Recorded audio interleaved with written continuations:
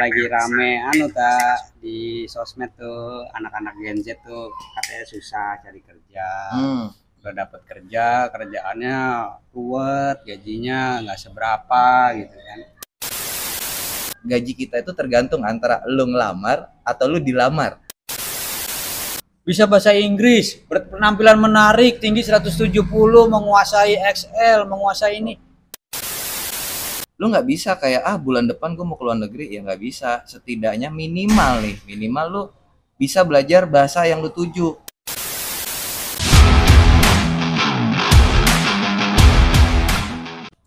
Belakangan warganet ramai-ramai menyerukan tagar kabur aja dulu di sejumlah media sosial. Kalau diklik kata kuncinya, yang muncul seperti ini. Beragam unggahan tentang ajakan pindah ke negara lain. Ada bentuk beasiswa pendidikan ataupun lowongan kerja. Cil, ngapain Cil? Biasa, Apaan sih tuh, lu nonton apaan? Kayak rame banget. ini lagi rame. Apaan? Tren apa namanya tuh? Kabur aja dulu. Tren apaan lagi dah? Itu Pada mau minggat kemana? ya lagi rame di sosmed tuh anak-anak Gen Z tuh katanya susah cari kerja. Udah dapat kerja, kerjaannya ruwet, gajinya nggak seberapa gitu kan. Jadi mereka mungkin cari pembanding di luar negeri. Nah, pembandingnya kan gajinya dolar nih, Iya. katanya hitungannya per jam gitu Iya. kan. Ya, Terus ya mungkin menurut mereka lebih simpel kali kan. Cuman kan mungkin mereka nggak tahu deh udah pernah ke sana apa belum, pajaknya gimana, biaya hidupnya gimana, kan belum survei. Jadi kayak sekarang orang mendelik aja sih lihat dolar ya kan, apalagi dolar 16 ribuan kan kalau dirupiahin gitu. Mereka kayak aduh gue pengen cabut Singapura ke ini. ya, Ya tapi ya cabut sih bisa aja cabut. Emang udah dapat kerja, udah pasti dapat kerja.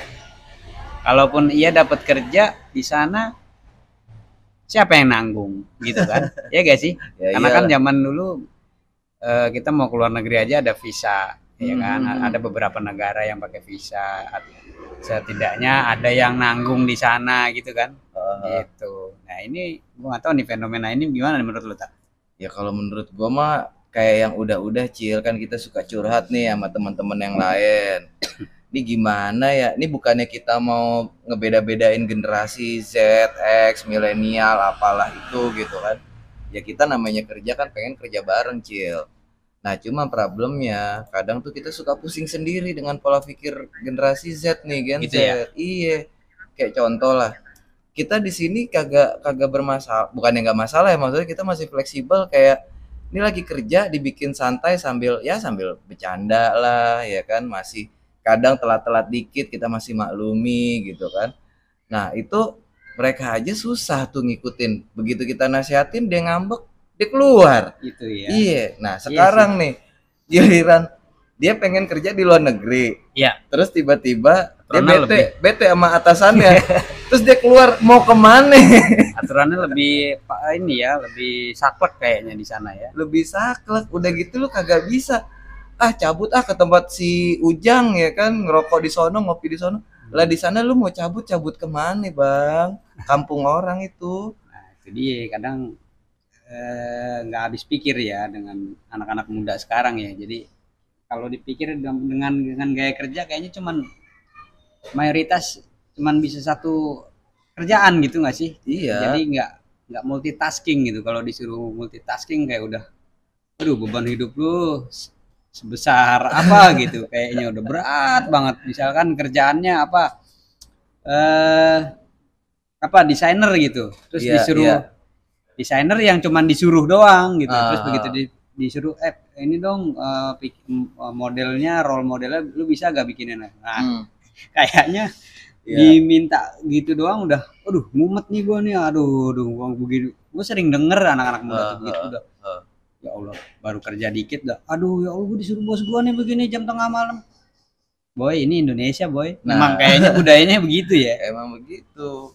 Jadi mungkin Coba deh dibalik deh, lu yang jadi bosnya, anak Eh, buah lu ngeluh terus, kesel nggak lu? nah, Udah pernah jadi bos belum nih? nah, terus kalau kita bicara basic basic kerja ya, basic kerja itu kan satu nih, sorry sorry nih ya, kan kita nggak tahu latar belakang pendidikan teman-teman nih kayak gimana.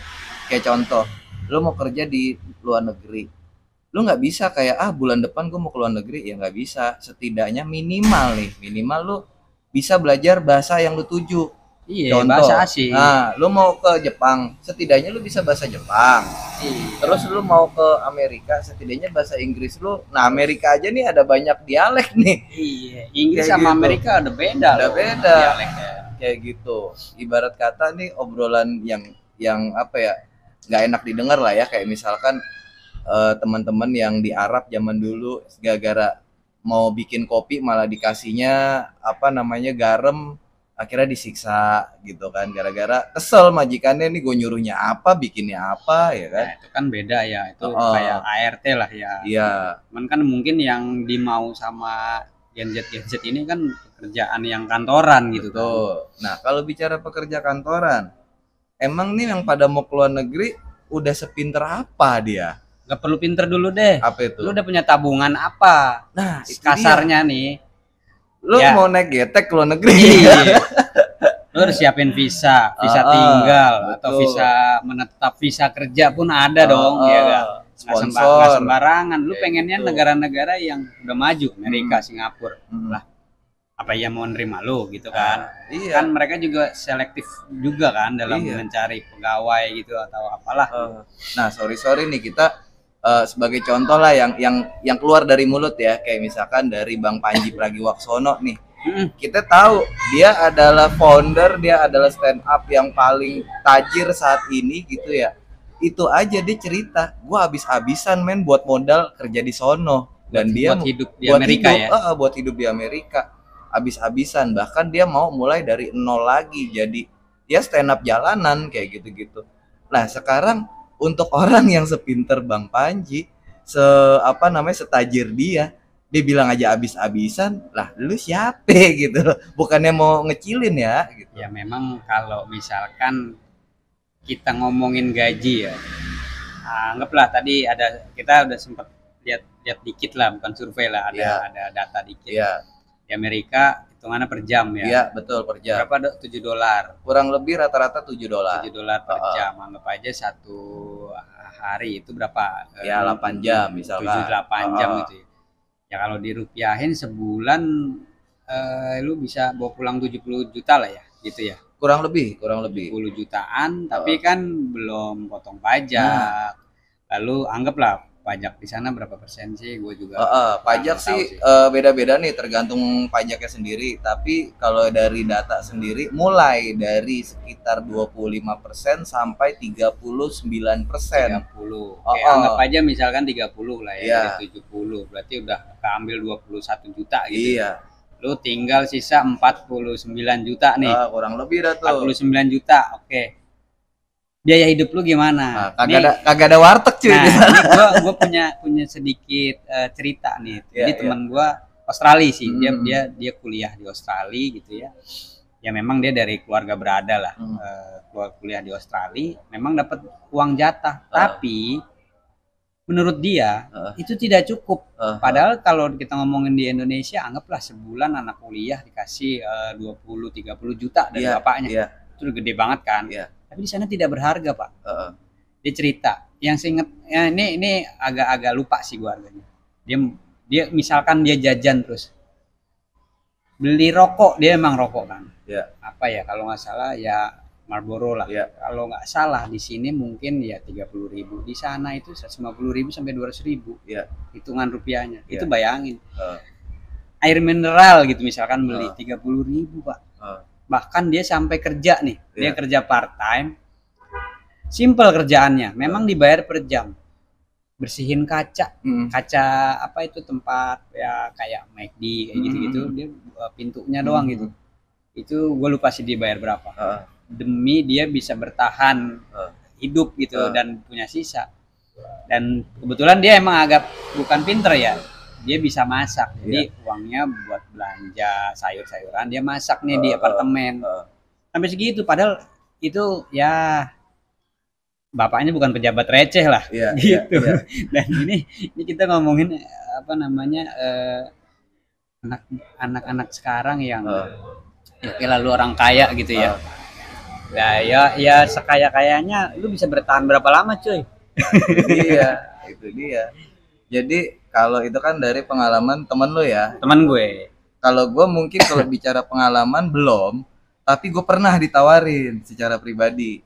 Itu gue di negara Arab, Pak. Apa? Dubai. Gue lupa tuh nama kotanya karena kota kecil. Kota ya, kota, Arab pokoknya Arab pesisir lah. Apa? Sebagai detailer. Detailer. Gue kan detailer nih. Nah, jadi sempat dapat tawaran ke Arab kayak gitu. Begitu gue hitung-hitung, ya oke lah gue bisa bawa pulang kurang lebih sekitar 50 jutaan, yang dimana itu asrama itu gue dikasih kayak gitu.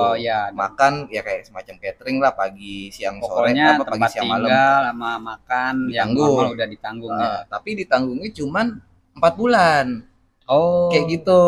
Nanti kalau cocok segala macam perpanjang kontrak. Nah habis itu gue biaya hidup sendiri tuh. Gitu ya. Nah cuman ini kan gue kerja nggak cuman tidur makan kerja ya gitu ya. Ya kayak misalkan nih gue pengen, masa gue cuma minum air putih terus, gue pengen ngopi dong gitu kan. Terus di saat makan masa gue makan nasi sama apa doang gitu, gue pengen jajan dong. Ada kebutuhan psikis lah gitu biar gue nggak stres. Gengsi lu tetap harus ada lah, tetap harus ada gitu kan. Nah ditambah lagi ya pajak tadi kayak gitu. Pajaknya ini nggak cuman satu, Pak, nggak cuman dari negara tersebut, tapi dari ya itu sponsor lah, kayak mungkin pihak perantara kali ya. Kayak gitu. Potongan gaji gitu misalkan. Dari kayak misalkan nih ada sponsor nih. Nah, biasanya sponsor tuh juga minta jatah. Jadi ibaratnya penyalur lu ke sana gitu ya. Iya, bener, penyalurnya. Nah, itu ada potongannya. Nah, begitu gua hitung-hitung, bukannya gua mau ngecilin ya, memang tetap sih kalau dibanding gaji di Indonesia tuh lebih besar di sana. Itu gua dapat kurang lebih setelah gua masukin biaya hidup gue yang nggak mau gua kurangin, terus potongan-potongan tadi, gue bersih tuh sekitar 7 juta, Pak, kayak gitu. Itu nggak kepake? Bersih, tabungan bersih. Kayak gitu. Jadi gue udah have fun di sana, bukan have fun ya, maksudnya kayak gue pengen jajan aja gitu kan. Kayak gitu. Nah terus itu bersih 7 juta. Cuman masalahnya ya ini gitu loh, gue pribadi ya, bukan kita ya, gue pribadi tuh terkadang suka dapat duit kaget dari proyek temen kayak gitu, paham kan lu? Jadi kita dapat penghasilan sekian, tapi terkadang nih dapat bro bantuin gue ini dong, bro tolongin gue ini dong. Nah itu kan biasa kalau di kita tuh suka dapat tambah-tambahan tuh. Nah kadang gue suka dapat rezeki dadakan itu lebih dari itu kayak gitu di sini di Indo. Jadi pertimbangan gue, kalau selisihnya nggak jauh dengan apa yang gue dapat di Indo, ngapain gue keluar? Kayak gitu. Karena balik lagi nih, di luar negeri ini kita nggak tahu apa yang bakal terjadi di sana. Mungkin ya pandangan sekilas kali ya. Gue nggak tahu ya anak sekarang tuh mindsetnya kemana ya? Apa kebanyakan nonton film Korea gitu ya? Mungkin. Kalau lihat orang film drakor itu kan ya tajir gitu ya. Tadi lu nyebut drama Korea. Yang ditonton drakor ya, tapi dia nggak lihat situasi negara Korea. Kan terakhir kemarin Korea Selatan lagi ada itu penggulingan. Jadi ya mungkin drama beneran itu, udah bukan drama buatan. Yang dilihat cuman satu arah gitu ya, tapi tidak melihat dari sisi lain gitu ya. Betul gitu. Nah, itu dia tadi kan gue bilang kalau kita keluar pasti harus ada visa, ya, kemudian apalagi lah dan lain-lainnya lah gitu kan. Nah jadi setidaknya ya ibaratnya sih kalau gue pribadi ya, mau lu keluar negeri apa lu di dalam negeri, setidaknya lu perkaya diri lu sendiri dulu nih. Mulai dari lu minimal komunikasi lu baik nggak sih, walaupun nih kita sama-sama ngomong bahasa manusia nih, bahasa Indonesia yang gue tahu lu ngomong apa, tapi maksudnya kan lu belum tahu. Kayak gitu. Minimal ilmu komunikasi lu udah benar. Terus kedua, bahasa asing lu gimana kayak gitu kan. Iya. Nah terus ketiga, ya itu tadi yang lu bilang Cil, tabungan udah berapa Tabungan gitu udah buat berapa? jaga-jaga kan, Iya. kayak gitu. Bukan masalah orang tua lu kaya terus Iya. di sana tidak ada yang mengiming-imingi gua rasa, tapi mungkin ngelihat kayak kayak lu pernah lihat gak ada artis ya tinggal di Kanada itu siapa sih namanya gue lupa, dia jadi tukang las karena di sini ternyata udah nggak main sinetron lagi gitu Iya, ya. iya. Itu memang gajinya gede. Nah, Iya. tapi balik lagi nih, tukang las di sana bersertifikasi, Cok. Nah, itu Nggak dia. kayak di sini tukang las asal cret-cret. Kita juga Nah, bisa dong Iya, las iya, ya gak? Iya. Di sana pakai sertifikasi, jangan macem-macem Nah, gitu loh. bener, Mungkin bener. ngelihat temennya yang apa ABK kapal tuh, yang pelayaran, gajinya luar biasa dong. Lu tahu nggak hidupnya mereka? Berapa bulan di laut, ya kan? Misalkan nggak usah yang apa yang jabatannya gede, tukang benerin kapal gitu. Misalkan ya, tukang ngelas kapal. Lu harus bisa diving, terus bisa apa punya sertifikasi ngelas di dalam air. Bener. Emang lu pikir nggak sekolah dulu Itu awalnya, dia. nah kan? Nggak pakai modal dulu buat Maksudnya, sekolah ya kan? lu mikir pada pendek-pendek banget sih gitu loh. Lu di Indonesia aja pada kerja nggak bener, di luar negeri, aduh lu bunuh diri sih kalau menurut gua. Iya. Jangan ngelihat misalkan, oke di luar negeri ada siapa sih panutan gitu. Habibie bikin kapal. Iya. Ya Habibie cerdas apa cuy, Iya. ya kan? Dan balik lagi, dia ke luar negeri itu karena dia sudah membuat karya, tapi mungkin ya dalam tanda kutip ya, dia sudah membuat karya, terus kurang dihargai, maka dia membawa karyanya keluar. Betul. Jadi dia udah berkarya dulu nih. Kuliahnya kan juga di Jerman. Nah, kayak gitu juga. Gitu. Jadi apa? Kalau lu di sini aja masih sulit untuk bekerja, yang dimana karya lu belum jadi gitu ya. Terus lu mau tiba-tiba ujuk-ujuk ke sana gitu. Ya. Oh ya, sama satu lagi. Ini kita sharing pengalaman juga ya. Sama kayak kita di Indo ya. Gaji kita itu tergantung antara lu ngelamar atau lu dilamar. Ya. Kalau lu dilamar biasanya gajinya bagus. Lebih masuk akal. Sama di luar negeri juga gitu. Lu kalau dilamar gaji bisa oke. Terus kedua, karena sponsor tadi itu untuk perizinan ke pemerintahan itu lebih mudah karena kita diminta. Tapi kalau misalkan kita yang melamar, jangankan di sana nih, di sini aja dari lu mau ngurus-ngurus. Lu mau nggak usah kerja deh, lu mau jalan-jalan kan ngurus visa sama paspor nih. Iya. Kan ada interviewnya Pak. Iya. Itu aja kalau duit lu kurang lu kagak boleh, padahal itu duit lu pengen jalan-jalan. Lu pengennya ke negara-negara yang maju, udah pasti lu harus ada visa itu tadi. Betul. Tabungan. Itu ada interviewnya gitu. Juga tuh. Jadi cuman ya nggak ada salahnya kalau mau dicoba gitu kan. Namanya rezeki kan kita nggak ada yang tahu ya. Iya. Jadi ya menurut gue tren ini ya cuman ikut-ikutan aja gitu, tapi tidak disesuaikan dengan kita punya skill apa sih, kita punya sertifikasi apa sih gitu. Jangan sampai ya niat lu tulus nih bekerja di negeri orang, lu dapat pendapatan besar, pulang-pulang tinggal nama. Nah itu dia, lu jual beli ginjal di luar. Iya. Ya gitu, mungkin kalau lu lihat-lihat ART gitu di kampung rumahnya mewah gitu kan, ya boleh aja. Nah tapi kan masalahnya dari satu kampung nih, anggap aja ada 100 ART, emang 100-100 tajir kan nggak juga. Betul. Yang rezeki yang nggak disiksa dapat majikan bagus ya kan, yang nasibnya jelek ya ntar tinggal nama masuk berita kan banyak juga tuh. Iya, ya yang digosok lah, yang di apa? Kata kita cucian kali, digosok. Nah, maksudnya ya sebenarnya nggak ada salahnya, ya cuman ya sesuai skill kita juga lah. Kalau di sini ya banyak ya mungkin ya orang-orang yang di sini tidak dihargai tapi mencoba keluar. Kemarin gue baru lihat ada anak model, anaknya emang hitam gitu, kurus gitu.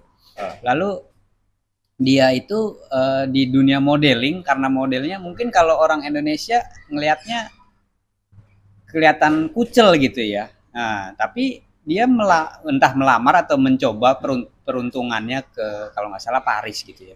Sekarang jadi model di Paris Pak. Itu di Paris, di luar negeri kan banyak banget ya. Mohon maaf ya, bukan rasis ya. Model-model yang hitam gitu kan. Kayak dulu mungkin yang terkenal Naomi Campbell gitu kan. Itu kan kulit hitam ya. Tapi wah gila, dia bisa pakai produk-produk yang luar biasa gitu kan. Kalau di Indonesia sangat tidak kelihatan ya. Itu balik lagi ke peruntungan sama skill lu udah di mana gitu Iya, kan. iya. Ya, Gitu sih. poin utamanya skill lah gitu. Kalau Mm-mm. bicara mungkin resah, jangankan Gen Z ya. Gue pribadi kan pernah curhat sama Lu lu. curhat mulu. Iya, resah gue banyak. Gila, iya ya. Iya, jadi Gen Z berita semua segala macam mereka curhat tidak adanya lowongan pekerjaan. Sebenarnya lowongan pekerjaan banyak. Cuman masalahnya yang memenuhi kriteria baik itu nih pro dan kontra tuh Iya. maksudnya gini nih. Terkadang HRD juga cuman ngelihat CV-nya doang nih, CV-nya doang tanpa interview yang lebih lanjut. Jadi teman-teman yang punya komunikasi dan ilmu lebih tapi CV-nya jelek kadang nggak dilihat sih memang kayak gitu. Tapi ya balik lagi ya problematisnya itu adalah sistem penerimaan pekerjaan terus kayak uji coba pekerjaan prakerja yang 3 bulan itulah ya.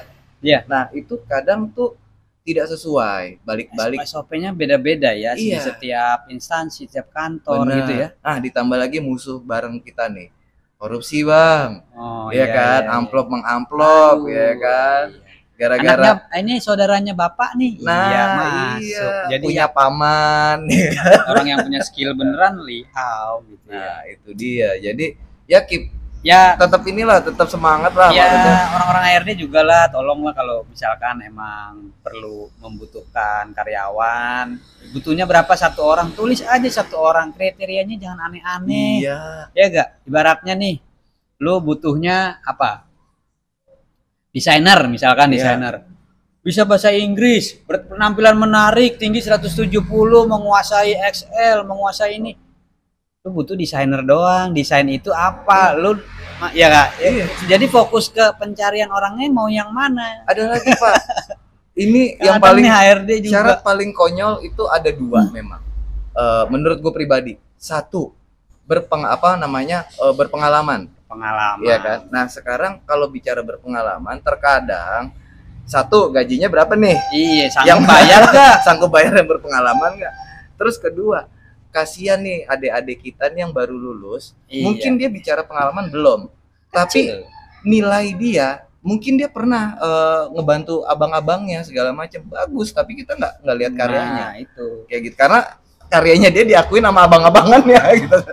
Nah, makanya itu mungkin yang anak muda sekarang ngerasa nggak dihargain. Gitu. Iya, Kadang-kadang gitu. ini gue pernah lihat juga lowongannya tuh hoax. Jadi dalam artian biar Penipuan. HRD ada bukan. biar HRD itu terlihat kerja. Oh, Wah, ini ya terus juga HRD kalau misalkan emang itu anak nggak lolos, kabarin lah. iya. Gue tau lah kerjaan HRD tuh.